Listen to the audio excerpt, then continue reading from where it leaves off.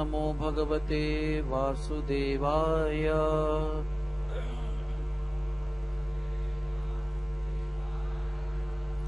ओम नमो भगवते वासुदेवाय।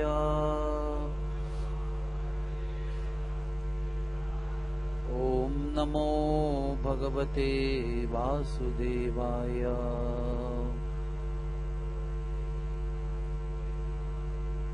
So today we are reading from Srimad Bhagavatam, Canto 11, Chapter 2, entitled Maharaj Nimi Meets the Nine Yogendras. Text number 31.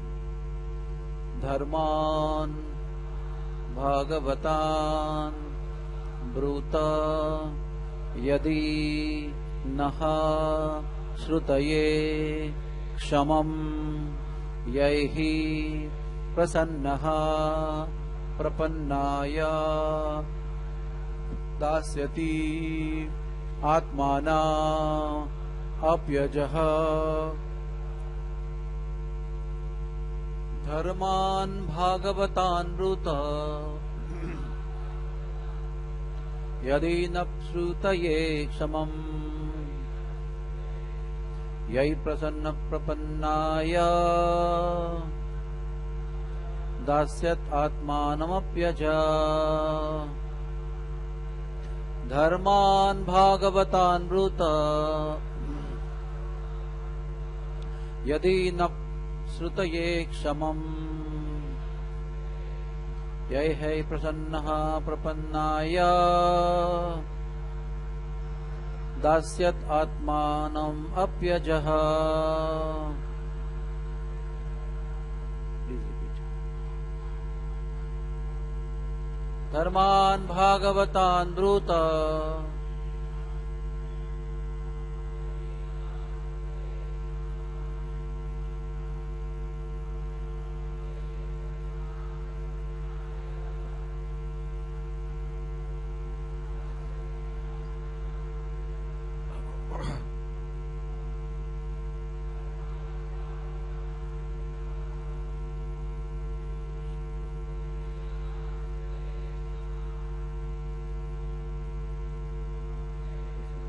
Prapannaya Dasyat Atmanamapyajaha.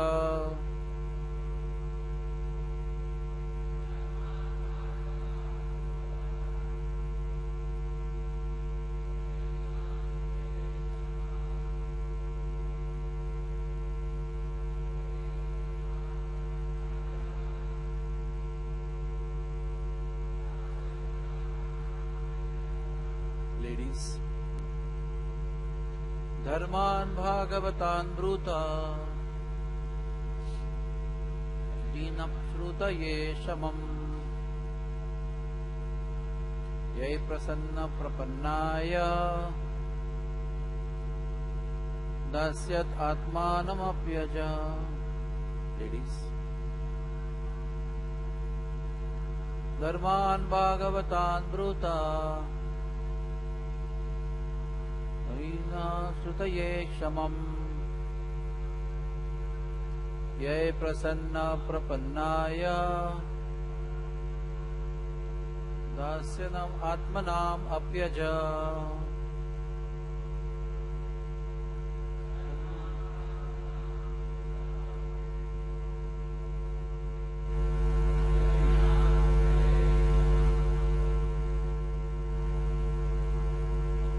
Prasannaha Prapannaya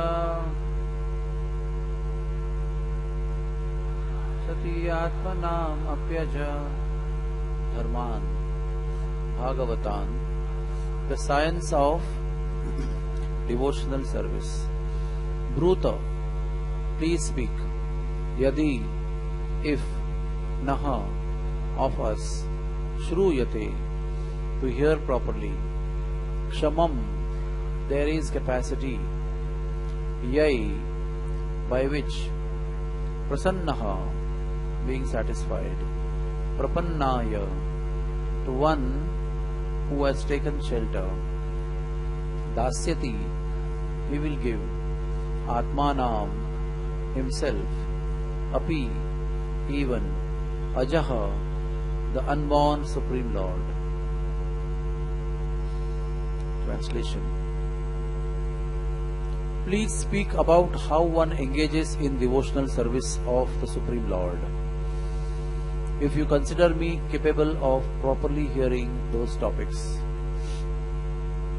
When a living entity offers loving service to the Supreme Lord, the Lord is immediately satisfied, and in return He will give even His own self to the surrendered soul. Purport. Within the material world there are two classes of mundane philosophers who present their opinion about the Supreme Lord. Some so-called theologians claim that we are infinitely different from God, and therefore they tend to look upon the Lord as something far beyond our power to understand.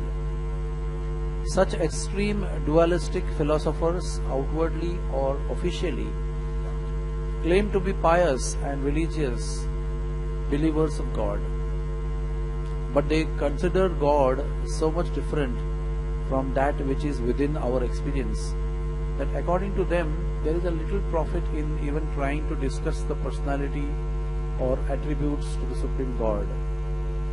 Such outwardly faithful persons generally take to fruitive activities and gross materialistic sense gratification, being infatuated with the mundane relationship of the material world, which appear under headings like society, friendship and love. The Advaitavadis, the non-dualistic philosophers, claim that there is no difference between God and the living entity, and that the highest goal of life is to give up our personal existence, which is due to illusion, and merge into the impersonal Brahman effulgence, which is devoid of name, form, personality and paraphernalia. Thus neither class of speculative philosopher is able to understand the transcendental personality of Godhead. Chaitanya Mahaprabhu, in his sublime teachings of Achintya Bheda Veda Tattva, or simultaneous oneness and difference, has clearly demonstrated that we are qualitatively one with the Lord, but quantitatively different. God is personal consciousness, and He has His personal form. Similarly, we are also personal consciousness, and ultimately when liberated we also have eternal forms. The difference is that the eternal form and the personality of the Supreme Lord contain unlimited potency and opulence, where our potency and opulence are infinitesimal. We are conscious of our personal body, whereas Lord Krishna, the Absolute Truth, is conscious of everyone's body. As stated in Bhagavad Gita, Kshetrajnam Chapimam Vidhi Sarva Kshetreshu Bharata. But although God is infinitely greater than the living entity, both God and the living entities are eternal personalities with form, activities and feelings. The Supreme Lord, Krishna, expands Himself into innumerable living entities to enjoy rasas or ecstatic relationships with them. The living entities are part and parcel of the Lord, and they are meant to serve Him with love. Although the Supreme Lord is eternally the predominator, the living entity is eternally the predominated. When the living entity surrenders unto the Lord with a sincere loving attitude, desiring to serve the Lord eternally without the slightest expectation of personal reward for such service, the Lord immediately is pleased, as expressed here by the word Prasannaha. Krishna, the Supreme Personality of Godhead, is so unlimitedly merciful and magnanimous that in His gratitude to such a surrendered and loving servitor, He is immediately inclined to offer anything, even Himself, to this surrendered devotee. So we are advised to stop here at this level of purport. Om Ajnanatimirandasya Nanjana Shalakaya Chakshurun Militam Yena Tasmai Sri Guruve Namaha.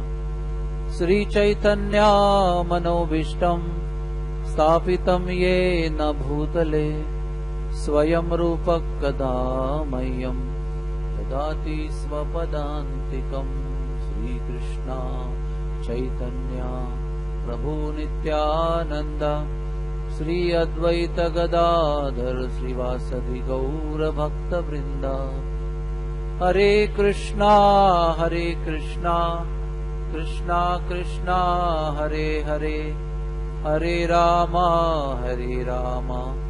Rama Rama Hare Hare.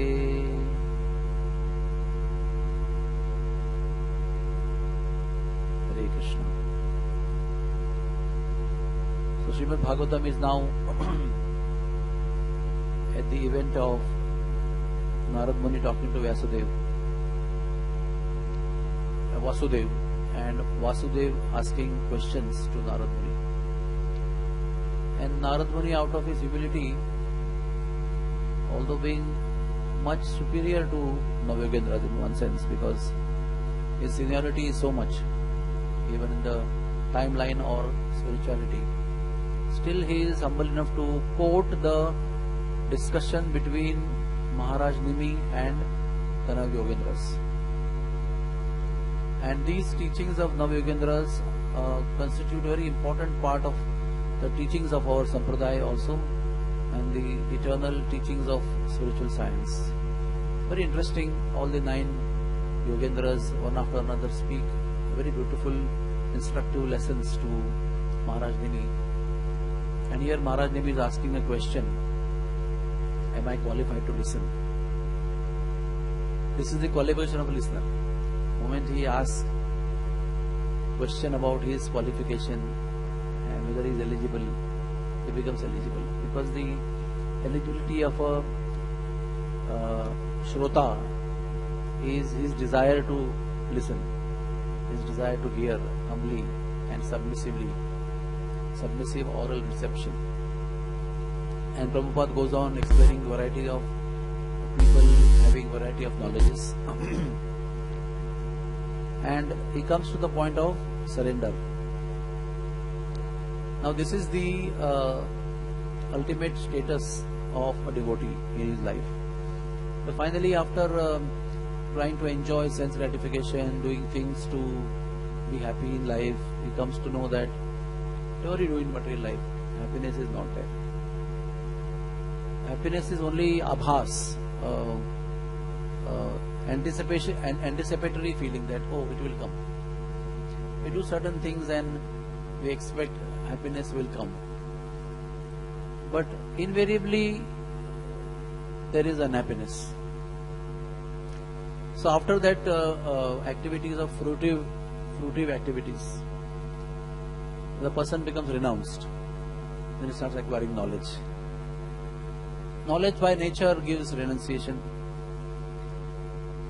But the renunciation in of itself is not very enjoyable situation. It's like a situation which is makes you free from suffering of life. Maybe the attachments that we have, the attachment those give us pains in life, they are not there now, so we feel it like relieved, kind of relief is there. But relief from material distress doesn't mean that it is a blissful situation. It's like it can be a neutrality situation. But relief from material distress cannot be a happy situation. And by nature the soul is anando mayobhyasat, pleasure seeking. So unless and until he receives, the soul receives the happiness or the ananda that he is looking for, he cannot be constitutionally satisfied.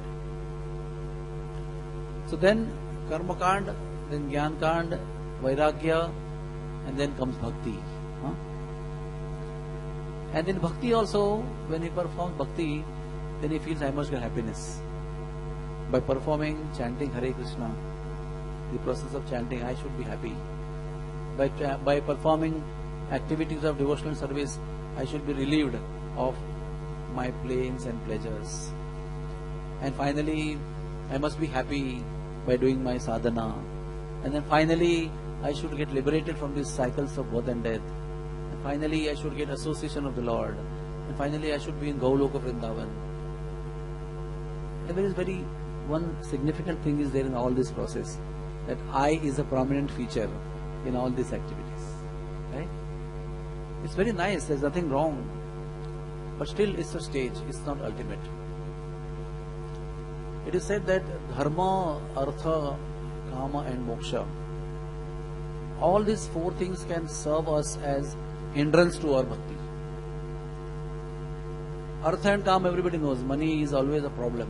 It always creates nuisance and disturbance.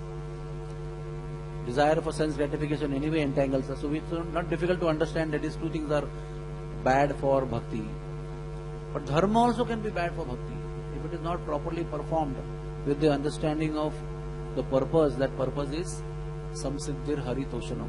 If that is not understood, then dharma is a very nice activity, looking very lucrative, but it's only for ourselves. For my happiness, my family happiness, my samaj happiness, my country happiness, my caste happiness, my language people happiness, extended family happiness. So dharma performed not for the pleasure of the Lord only, finally can keep you away from the Lord. And moksha also, desire for moksha also can be a hindrance in path of bhakti, because moksha is also a selfish desire.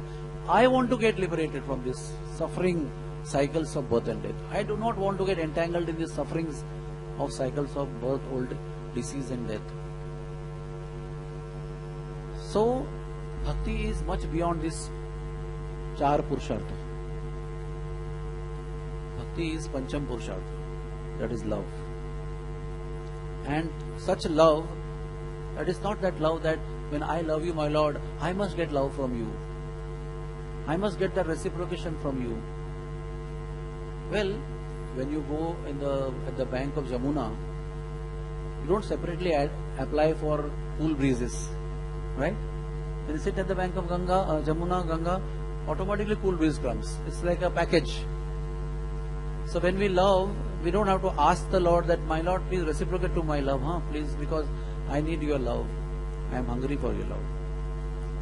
But the highest stage of surrender is that there is no iota of any selfish desire in bhakti. When we say pure devotional service, it only means one thing, that there is nothing for the self. That's why many a times we are told our sampradaya of Chaitanya Mahaprabhu is a revolutionary sampradaya. There is nothing in for ourselves here. At the ultimate stage, you have to understand. And you should be prepared for that. Even the Lord may be happy with your endeavor and you may be unhappy with some sufferings. And that is very happily accepted in Mahaprabhu Chaitanya's movement. What does that 8th shloka say in Shikshashtakam?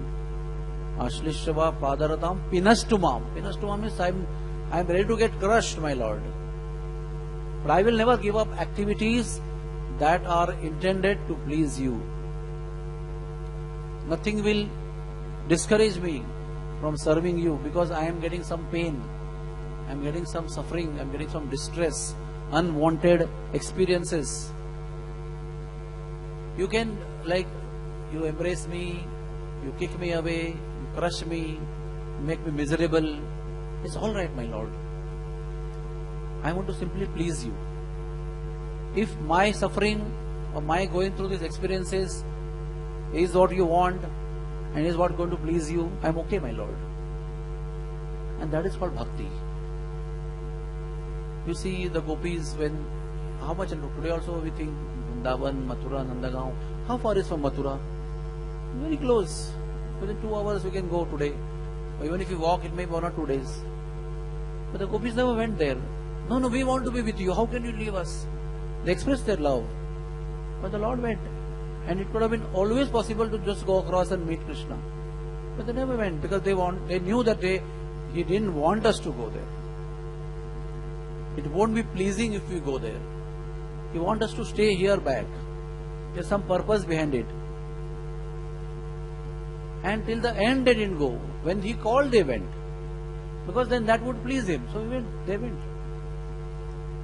That is why the Brijvasis, they are the emblem of the highest degree of devotional service. Because in all their activities, there was never a trace of selfish desire. There's something I will gain in my relationship with Krishna when I do something for him. And obviously, Mahaprabhu Chaitanya also explains that they were doing highest of all devotional service. Mahaprabhu Chaitanya is such a kathor sannyasi, wouldn't even look at the shoe of a woman, would take the names of these gopis, chant the names of the ladies, gopis, glorify them at the cost of ridicule of people in Navadvip. He would chant the name. That means he would adoring them as the highest devotees of the Lord. Highest devotees of the Lord. And what was the state of consciousness? That they never expected anything from the Lord. Even when they would dress up beautifully, generally it looks like, I am dressing up so that I can be beautiful and people can look at me. But the only purpose of dressing was that Krishna would be praised. If my looking beautiful would be pleasing Krishna, so I will dress up. Otherwise I will not dress up only. Who cares for my beauty? Only if Krishna is happy looking at my beautiful face and beautiful existence, then I am happy. Nanda Maharaj came back from Mathura. Krishna told Nanda, Vasudeva and Devaki that I will stay back here as per your desire to please you. And that was like a shocking thunderbolt on the heart of Nanda Maharaj. He understood, he is not going to come back with me. Both of them are not going to come back.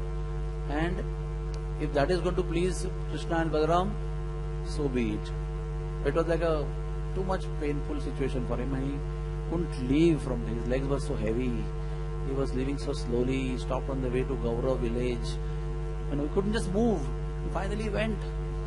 And then after going, Yashoda Devi was just blasting at him like anything. It was too painful. And finally she, it was so long a story, I'll tell you short. Finally she said that you don't know how to love. You are nothing better than Dashrath Maharaj. Dashrath Maharaj is a personality who knew how to love his sons. Look at him. He died. He left his body in remembrance of Lord Ram. And finally she came up to saying, how you survived?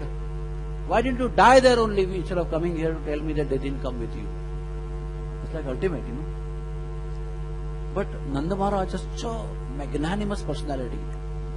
He was understanding fully, empathically, like we have in our language, empathy, full empathy. He had full understanding of Yashoda's heart, what she was going through. So he was going on listening, and everything is after sentence, she was shooting arrows with fire. So much painful statements she was making. And finally said, you should have died there only. And she fell unconscious. And then still he helped her to be conscious again. Keep her composed. He was fully composed. And he said, finally when she was like in a state of listening, he said, Yashoda, it was very easy to die. What is there to die? I could have died there. But he told me that I am going to come back, my dear father, after fulfilling my duties to Nanda and to Vasudeva and Devaki. Now if I die there due to my emotions, to express my emotions, my sorrow and my inability to bear the situation, so it's easy to die, to end the situation of pain there. After some years, when he would come back to Nandagaon and would look for me, won't he be very unhappy? So that is why, Yashoda, you and me have to live. We have no choice but to live, because when we will be living, when he'll come back, he will look at us, he'll be happy. Otherwise, today the way you are searching Krishna Balaram and unhappy, tomorrow he will keep searching you and me and he will be unhappy.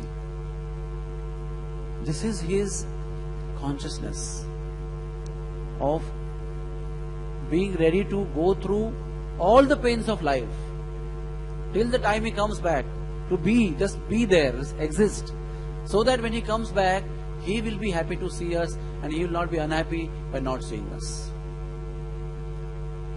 That is the mood of Nanda Maharaj. And similarly, you look at the mood of gopis. When Narad Muni came asking for dust of the lotus feet of devotees for relieving the headache of Krishna, the queens had already gone behind. They were so much eager to come to do whatever I can do, whatever we can do. Please tell us, Narad Muni, Raj Vaidya, please tell us. But when they were told this solution, everybody just went behind. All Dwarkavasis, so-called, all Rasas, all devotees just went behind. Wow, how can we do this? And then Krishna told Narad Muni, go to Vrindavan. And then we went to Vrindavan and then he announced. And he saw amazingly, every gopi was running to bank of Jamuna, dipping their feet in water, then on the sand, and then removing the sand, again going in the water, again in the sand, and removing the water. Narad Muni said, I need little bit dust. I don't want so much dust. He said, you take as much as possible. In future also it will be useful. Whenever there will be headache. So instead of taking little dust from people who claim to be devotees of the Lord, there was a big bundle on his head, big, what do you call, boja, luggage. And with that he came to, and then Narad Muni asked the gopis, do you know what is the meaning of this? You will have to suffer like anything. If your dust from your feet touches the head of Lord Krishna, there's too much suffering. And what did the gopis answer? Such a beautiful answer they gave. It was not a dialogue written by some writer in a movie and they had to just read that with a lot of emotion effortfully.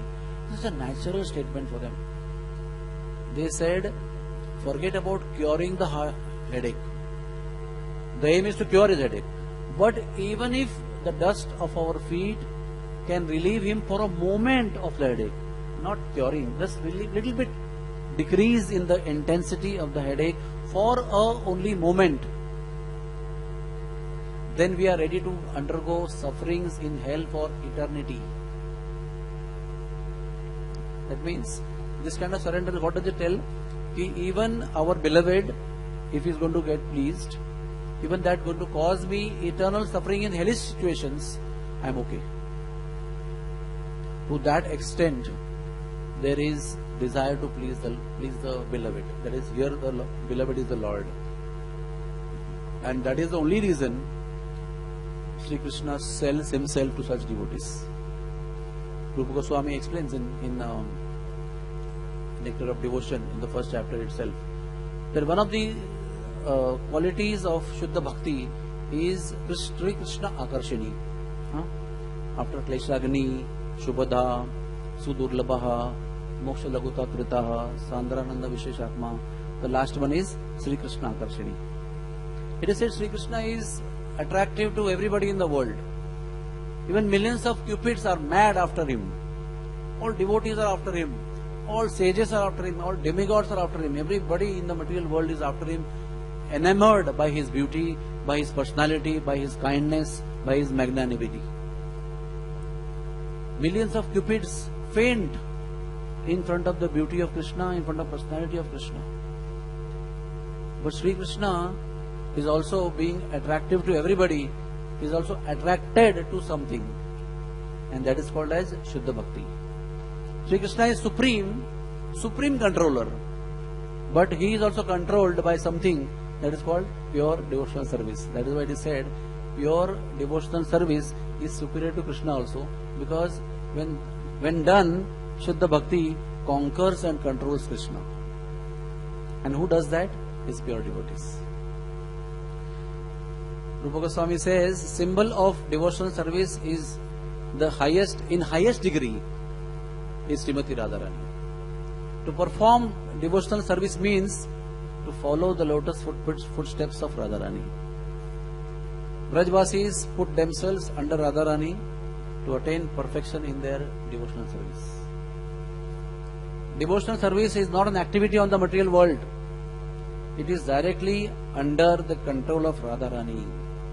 Bhagavad Gita says all the Mahatmas who are surrendered to the Lord are always under the protection of Radharani. Sri Krishna tells Uddhav in 11th canto, 4th chapter, 20th shloka, which will come in the future. Sri Krishna says, Uddhava, my dear Uddhava, any amount of yoga, mystic yoga, any amount of karma kand, fruitive activities, any amount of acquiring knowledge, any amount of study of Vedanta, any intense tapasya, any amount of donations and charity given in the holy places, any amount of visits to holy places cannot attract me as much as Shuddha Bhakti by my devotee. This Shuddha Bhakti is the only thing which attracts me and pleases me. And when somebody does that, I sell myself to him.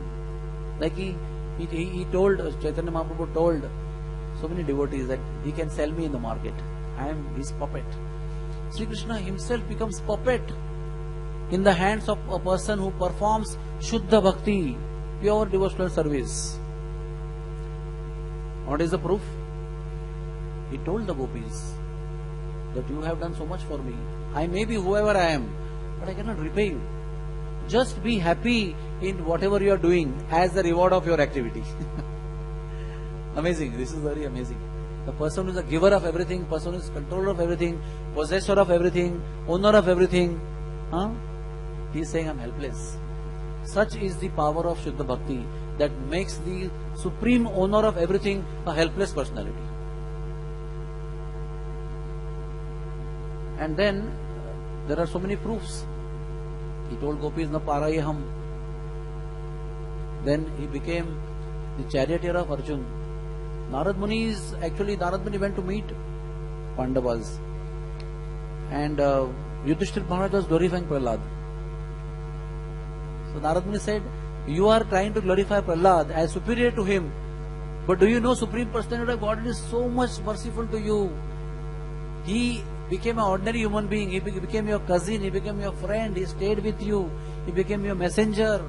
He shared happiness and sorrows with you as a family member. He took a role of a nephew to your mother, brother as cousin brothers to all of you. You are so fortunate. I understand your heart that you are still considering yourself lowly in front of Prahlad Maharaj. So being attracted by Shuddha Bhakti done by Pandavas, Krishna stayed there as an ordinary human being. He became Sarathi of Arjun. He became messenger for Pandavas in front of Kauravas. He took an insult from Duryodhana. Isn't that true? He put himself in an insulting situation in front of Duryodhana for the sake of his devotees Pandavas. He ran to forest to save them from Durvasa Muni's wrath. What he did not do, he ran when Draupadi was being disrobed.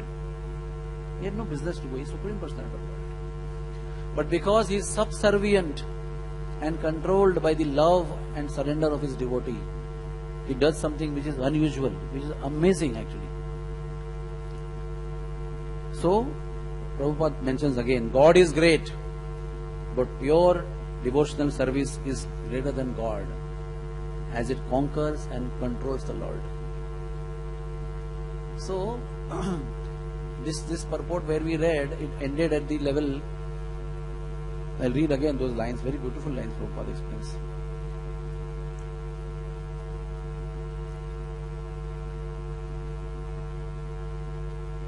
Although the Supreme Lord is eternally a predominator and the living entity is eternally the predominated, when the living entity surrenders unto the Lord with a sincere loving attitude, desiring to serve the Lord eternally without the slightest expectation of personal reward for such service, the Lord is immediately pleased. As expressed here by the word Prasannaha, the Supreme Personality of Godhead Krishna is so unlimitedly merciful and magnanimous that in his gratitude to such a devotee, he immediately is inclined to offer everything, even himself. So this Shuddha Bhakti makes the Lord grateful. We have to be grateful for him. But Shuddha Bhakti is such a powerful activity. It makes him grateful. Only one thing is required, is to be selfless in this. Because when we offer our love and heart and we surrender to the Lord, we don't have to separately ask him, will I get food if I do this? Or will I be looked after? Or will my family be looked after? We have so many stories in even Maharashtra also. Lord has gone and did chakki for Janabai. Lord had gone and cleaned the cows for his devotees. Lord had done so many menial services. What he has not done to save his devotees? So the devotee who is performing Shuddha Bhakti does not have to separately apply for shame and kushal, yoga and shame. It is automatic. When we offer our love to the Lord selflessly, for which he is hungry, everything that we are offering him is belonging to him only. The love only is ours, the feelings are only ours, the Chaitanya is only ours. And that Chaitanya is hungry for that he is coming all the way. He said, I left all the opulence of Vaikuntha just to come and taste the chas of the gopis of Vrindavan, that too by stealing. Because all the chas belongs to him. All the butter belongs to him. What he is hankering for is the love, the selfless love the gopis have, the Brajvasis have, the cowherd boys have, and the cows have, and the servants of Vrindavan have, and the blades of grass of Vrindavan have, and the birds of Vrindavan they have. So when that love is offered to him, everything that is his becomes that person's. As it is said in Bible also, that the kingdom of God is inherited by the meek and the humble.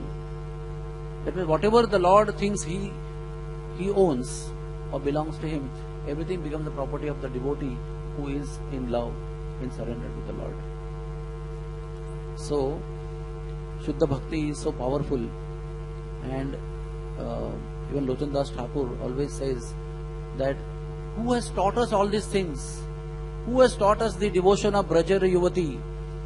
Is Lord Chaitanya Mahaprabhu. If he was not there, yadi gaur na hoito, tabe ki hoito. If he was not there, then who would have taught us the sentiment of love that the Braja Yuvatis expressed for Krishna? Who would have taught us the glories of that love which Radharani and Gopis expressed for Krishna? The Mahaprabhu Chaitanya came to express and to explain and to give us the gift of understanding of the depth and intensity of the love of the Gopis. Brajari Yuvati, the service that they performed. The word Aradhana is defined as the activity that Radha performs. That activity which is totally selfless, only centered on Krishna, not centered on herself, and just to please him. So let us all actually strive for this, because all of us are aspiring sadhakas. No doubt we have material desires, we have some aspirations, spiritual aspirations, and it's very good. Instead of having desire and aspirations for sense gratification in the material world, it's better to have an aspiration to get liberated, to be in Golok Vrindavan, to be next to Krishna in Golok. It's all right. But still in the highest stage, we have to at least theoretically understand and keep that on that pedestal, that my goal is to ultimately become completely selfless. That means, Mama Janmani Janmanishware Bhavatat Bhaktir Ahaituki Toi. That means no liberation also. I'll come back again and again if you want. And that too, I'll come back in hell, I'll come back in heaven, come back in a dog's body or cat's body or a human body in the earthly planet, wherever you want me, my Lord. But I will keep doing, I will keep desiring and keep doing Shuddha Bhakti to you. That's my desire. This is what we have to keep praying constantly. When we chant Shiksha Ashtakam in the morning, we have to sincerely pray that, my Lord, one day I want to become selfless. I do not want to desire anything one day. Today may not be a situation for me, but I want to pray to you to give me that day where I can be totally selfless. And your happiness will be only goal of me. Tava ichha mata karo he jatana. Thakur Bhaktivinoda is expressing in his bhajan that I want to work only to please you. And that effort of pleasing you can give me sorrow. It's okay, my Lord. In fact, when pains come to me in the process of trying to please you, oh my Lord, I will accept them gratefully, because they will destroy my avidya. All my attachments and negativities in life, which are not very expected in my life, will be destroyed. I know, my Lord. So let the pain come, my Lord. I don't mind. But let you be pleased, my Lord. And even if I don't understand how in this painful situation of mine you are going to be pleased, doesn't matter even if I don't understand. If you are going to get pleased, I am okay, my Lord. Just give me strength to accept that, and accept that in a grateful heart. Such a grateful heart actually buys the Lord. Lord is selling himself to such a feeling. This is the price to get Krishna as yours. Chaitanya Mahaprabhu is offering us that opportunity to be grateful and to accept everything as the mercy of the Lord, and still keep attempting and keep trying and keep doing services just to please Him. That is the ultimate goal of all our bhakti. All our chanting, all our seva, all our sadhana, all our so-called devotional services that we are doing under the guidance of our Gurudev and devotees is simply to please Krishna. And today, if we do not know whether Krishna is pleased or not, we have our Gurudev. If he is pleased, we know Krishna is pleased. Yasya bhaga prasadat bhagavad prasado. Yasya prasadat na gati kutopi. It's a simplistic method. We do not know Krishna today, whether he is happy or not happy. But devotees will tell you whether they are happy or not. They will tell you openly. They are Krishna's greatest mercy upon us, to be around us, to let us know whether Krishna is happy or not. They will express to you. So we should be humble to accept their feelings of unhappiness if they are unhappy, and try to work on that to make them happy. Because the first attempt to please Krishna is to please devotees around us, at least our authorities devotees. Next attempt is to please the authorities, most supreme authority, that is Gurudev. And when Gurudev is pleased, Krishna is pleased. Hare Krishna. We have a few minutes more. Today is disappearance day of a very great, even the thought of that personality is so enlivening, so energy giving. Abhiram Gopal Thakur ki Jai. Such a great personality. I think such people are only possible in Gaur Leela. Such magnanimous personalities are only possible in Chaitanya Mahaprabhu's pastimes. Anyway, so one of the unique things I learned that Abhiram Gopal Thakur did not take birth the way people take birth. He just appeared in the material world in Kali Yuga, not like anybody else. He appeared in Kula Krishna Nagar, and Kana is the name of the river, Kula means the bank of the river, and Krishna Nagar means where the Krishna temple was there, which was at the bank of the river Kana.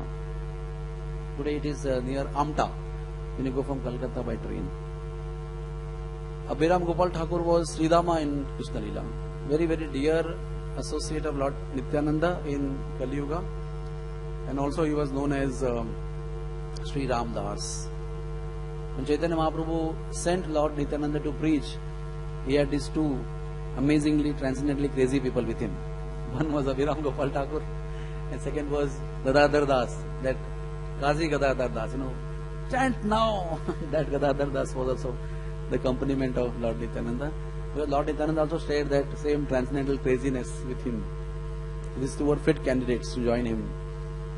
In order to please Lord Nityananda, Abhiram Gopal Thakur got married actually to Malini Devi.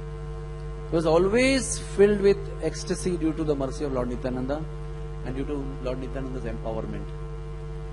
He was a fearless preacher. When he started preaching in the order of Nityananda Prabhu, everybody would just flee away. Whoever were atheistic and antagonistic people, they would just run away out of his fear. So he lived in Kanakula Krishna Nagar, and there is a river, and at the bank of the river the temple of Gopinath is there, and there is also a tree called Siddha Bakula, under which Abhiram Gopal Thakur would sit and do bhajan. And one day he got a dream that Gopinath deity came to him and told him that I am underground, please remove me from here, and showed him the place also where he was. So next day Abhiram Gopal Thakur excavated and revealed a beautiful deity of Gopinath and installed that in temple. Lord showed that I want to appear in this village of Kanakula Krishna Nagar. I am buried under earth, and also he showed him the place. And the devotees then took bath, because where he dug, there a big pond appeared automatically and naturally. And that is called Ramakunda, where all the devotees took bath after they received Gopinath deity from that. Bhakti Ratnakar says that anyone takes bath in this Ramakunda will become free from cycles of birth and death. One day, Abhiram Gopal Thakur, in ecstasy of Sakyaras, wanted to play flute and started searching everywhere, in all four directions. And he couldn't find a suitable flute. Then he came across a log, which was so big, wooden log, which was not able to be lifted by 16 people. 16 people could not lift that log. He just turned that big log into a flute and started playing. Bhakti Ratnakar explains that Chaitanya Charitamrita also explains that flute playing was so transcendental and so happiness giving, Such a huge wooden log, he turned into flute and played it. That was his ecstasy of Sakya. And he is famous for his whip, bull whip called Jai Mangala. And the Jai Mangala whip was so powerful that anybody he would touch that Jai Mangala whip, that person will go into ecstasy. He will receive Krishna Prema. So, one time Srinivas Acharya went to take darshan of Abhiram Gopal Thakur. So he whipped him once. And Srinivas Acharya, in ecstasy, started dancing and jumping, shedding tears. Then he whipped him second time. Ecstasy increased 100-fold. The third time whipped him. Again 100-fold ecstasy. And his wife came and stopped him. Prabhu, Maharaj, Swami, please stop. Such a small boy he is. He will fall unconscious if you hit him more with the love of Godhead. So he stopped. His wife's name was Malini. And she was kind of very merciful to Acharya Srinivas. Because sometimes ecstasy also is not so easy to bear, It is difficult to bear sorrows, but also ecstasy, to really take ecstasy also one should be qualified. The qualification was given by Abhiram Gopal Thakur. Now, Lord Nityananda was staying in Karda. All of you know, will be going on Yatra this time there. He married Janava Devi and Vasudha Devi. Janava Devi didn't give any children. Vasudha Devi did give children. And she gave birth to the first girl child. And Abhiram Gopal Thakur went and offered pranams to that girl. And that girl died. His pranams were so powerful. If you would offer pranam to a stone which was not Shaligram, the stone would crack. If you would offer pranam to any devotee, if he was not a pure devotee, that person will die. That was the kind of amazing thing he had within him. So he went and offered pranam to first girl of Nityananda, she died. Then second girl was born, he offered pranam to her, she also died. Such 6 girls were born to Lord Nityananda. All of them he offered Dandavat and all of them died. And the 7th girl was born, was the incarnation of Ganga Devi. And he offered Dandavat to her also. And that time Ganga Devi did not die. And that time Abhiram Gopal Thakur said, this time we are not cheated. All the other times we were cheated. And immediately he composed 100 verses in the glorification of Ganga Devi. And after that Veerbhadra was born. And as soon as Veerbhadra was born, he again offered Dandavat. And nothing happened to Veerbhadra. Because Veerbhadra was the incarnation of Shirodakshai Vishnu. And he immediately composed Veerbhadrashtakam. Abhiram Gopal Thakur. And then one day he heard the transcendental pastime of Raghunandan Thakur. All of you know that Raghunandan Thakur was told by his father Mukunda to offer one day, and then he cried and cried and cried. Krishna was not eating, and he cried so much that if you don't eat, my father will beat me. So Krishna had to eat that, what was offered by Raghunandan. He had to eat the plate completely. I had to come down from the deity form. And then Mukunda was quite puzzled. And then Mukunda came to know by the Lord's mercy that actually he ate everything. Nothing to feel bad about the son. His son is cheating and eating the bhoga of the Lord. So Lord Chaitanya asked, Mukunda, who is the father? You are the father or Raghunandan is father? The father of Raghunandan, Mukunda said, yes my Lord, Raghunandan is my father. Because who is the father? Who teaches you the science of Shuddha Bhakti is the father. So this whole Leela, Abhiram Gopal Thakur had come to know. So he decided, I want to go and offer Dandavat to that boy. So he started to Srikhanda. The news spread to Srikhanda that Abhiram Gopal Thakur is coming to offer pranams to Raghunandan. And the news came to the house of Raghunandan. It came to Mukunda and his wife also, the mother and father of Raghunandan. And they were so scared, but they were not, ultimately, like Yashoda also, would get scared. If Krishna would eat dirt, he will die. He will get disease and die. out of the power of Vatsalya, sometimes the reality also is not understood by the person who has that power of pure Vatsalya. So out of pure Vatsalya, she felt, maybe if my son is not a pure devotee, yes, Lord has come out of deity and eaten his food, I agree, but what if he is not 100% pure devotee, and what if Abhiram Gopal Thakur comes and offers Dandavat, and what if he dies? So they hid him somewhere. And when Abhiram Gopal Thakur came announcing, where is Raghunandan? Where is Raghunandan? They said, Raghunandan is not there. So he was like disappointed. He said, oh, I came all the way and I could not get the darshan of a pure devotee. So he was going away. And soon enough, Raghunandan himself, where he was hidden, he came to know that Abhiram Gopal Thakur has come. So he broke the doors open and he ran behind him and he embraced him, offered Dandavat to him. He offered Dandavat to him. He offered Dandavat to him. And nothing happened. And they both started dancing in ecstasy. And then, when they were dancing, mother and father came out because they were wondering what will happen. He will die or maybe he will die after dancing. But he didn't die. And in the process of dancing, the Nupur of Raghunandan flew 2 miles in some other village. In that village, Kaliya Krishnadas used to worship Krishna. And in that village, this Nupur fell. And it fell in the pond.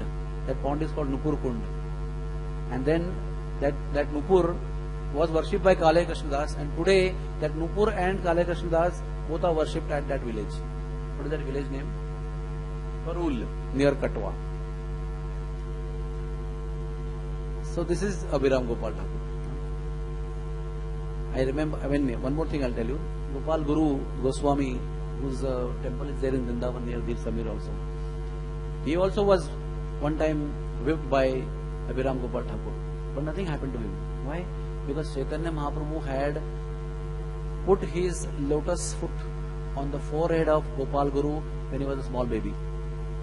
With that blessing of empowerment of Lord Chaitanya, this test, the test of the Tej, Ojas of Abhiram Thakur was not affecting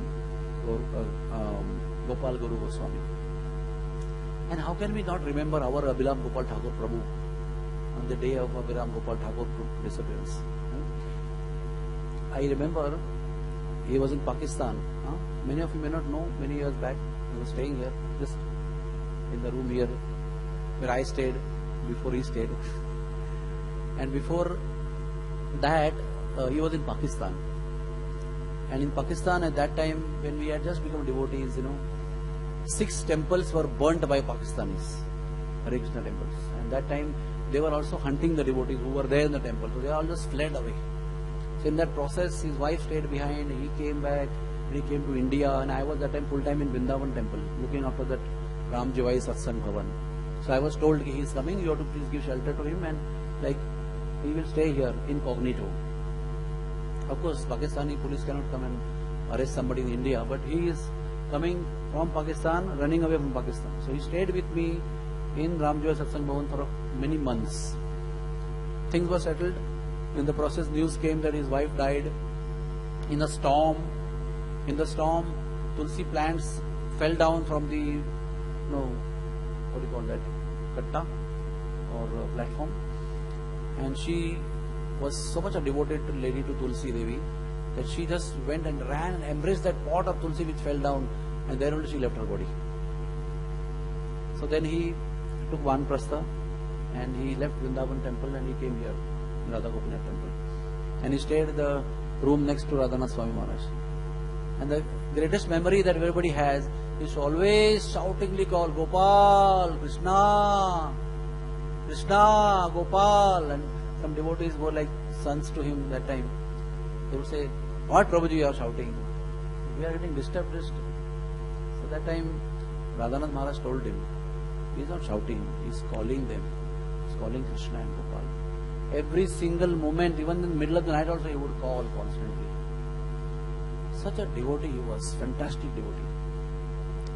He would be so loving to some of the brahmacharis who may be remembering how much care he would take when they were sick and how much love he would give them and instructions would give them in deity worship.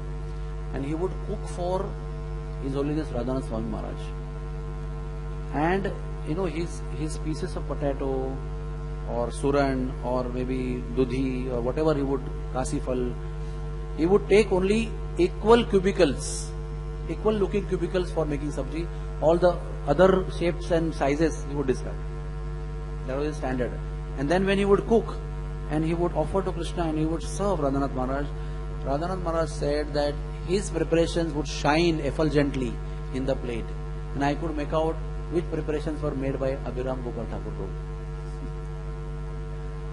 Such a devotee he was. Especially to me, while I stayed with him in Vrindavan, was so loving, and I remember him. He was in Bhatia Hospital in the last days. We went to see him there. He also came to Bhaktivedanta Hospital. He was admitted there for some time. But last days he was here, so we went to Bhatia Hospital. We went to see him. He was kind of unconscious. But I remember his most important thing which Radhanath Maharaj revealed to us after he left. That one time Abhiram Gopal Thakur had gone to Kanakula Nagar, Kanakula Krishna Nagar. Just left. We all go to yatras. But when he went there, he got some completely out of the world, transcendental, ecstatic experiences. He was trembling and he's shedding tears like rivers there. And a great transformation took place in his life when he went to Kanakula Krishna Nagar. And he came back from there here. And after that, his calling Krishna and being in ecstasy increased 100-folds. And then he would go to Radhanath Swami Maharaj's room many times in the daytime and cry and cry and cry and couldn't speak only. He has gone to speak something, but he's like unable to speak only, crying and crying and crying and crying. After some time he would speak that Krishna's dearmost Sakha, Sridama, is coming to me in my dream and telling me, please come, let us go and herd the cows. Many times he met Radhanath Maharaj, telling this, that Sridama is coming and calling me. Now Abhiram Gopal Thakur was Sridama himself. Sridama incarnated as Abhiram Gopal, and he was Abhiram Gopal Thakur Das. He was named as Abhiram Das, but when he went to Krishnanagar, Kanakula Krishnanagar, he himself added Gopal in between. And he started calling him Abhiram Gopal Das. So he asked Maharaj what I should do. He's calling me to come and herd the cows. He said, just keep it to yourself. Right time will come and he will take you to herd the cows with him. So that time we all came to know, when spiritual master gives a particular name to somebody, it has a divine connection. It is not just by the way, your name is S, so your name is Shadbhuj Das, my name is V, so my name comes to Vishwarup Das. Whatever V, so many names are there after V. No, there is a meditation before giving name. And all of us will come to know sometime in our devotional life, somewhere, sometime, at least at the end of our life, that there is a connection of our name with Krishna in some Leela and some pastime. And all this was shared by His Holiness Radhanath Swami Maharaj after he disappeared in his memorial service. So such great devotees lived amongst us. At times we don't know who is who. At times we may have fight with you, and we may not like you, we may not like seeing you also. But we don't know who is who. Time will reveal, because we all are under the powerful energy zone of a pure devotee, that is Srila Prabhupada. And in that powerful, empowered, transcendental zone of energy of Srila Prabhupada, who is transformed into what? Nobody knows. That is why it is safer not to commit Vaishnava Aparadha. It's safer from that point of view, because today somebody may be naive and neophyte and appear to be a fool. But tomorrow, by the power of empowerment and mercy of Srila Prabhupada, what will become of him? He is constitutionally, transcendently situated. One day he will become. Then we will repent. Oh, so this devotee I fought with him one day, and he turned out to be XYZ. So, company of devotees is always transcendental. If our mood is transcendental, I mean not materially motivated, to be on the local language properly, so not motivated for ourselves selfishly, and we are pretty predisposed towards pleasing the devotees around us, then the association becomes very transcendental, and all the transcendental things will be revealed to you. And when we are motivated, have some personal selfish gains to think about, then that association becomes ordinary association, where we look good and bad in them as per our personal selfish desires that we have. So let us remember Abhiram Gopal Das Prabhu and Apuram Gopal Thakur, the incarnation of Sri Dama. Bless us with that selfless devotion to the Lord and with the desire that we want to please Him selflessly, even at the cost of suffering in our life. And that is the greatest gift of Chaitanya Mahaprabhu, and that gift is coming down through Srila Prabhupada to all of us. So that it's not impossible, it's a question of molding our consciousness. Because Brahmaji also has said that if somebody can thank the Lord and keep serving the Lord to please Him, then the Lord becomes obliged and subservient to that devotee. And by the way, attaining Golok Vrindavan becomes his right by default. We don't have to separately work for that. So let us all try to take out this dharma, artha, kama, moksha type of selfishly imbued activities. And let us free our consciousness with ourself and keep Krishna over there and simply work to please Krishna. And Krishna will never leave us. He will always accompany you, always be with you in all the endeavors of life. He will protect you, will take care of you, will look after your yoga and shema. He will give you love and satisfy you also. That's a byproduct of trying to please Krishna. Hare Krishna, Krishna Krishna, Hare Hare, Hare Ram, Ram Ram, Hare Hare. Is there any question anybody has? Grantaraj Srimad Bhagavatam ki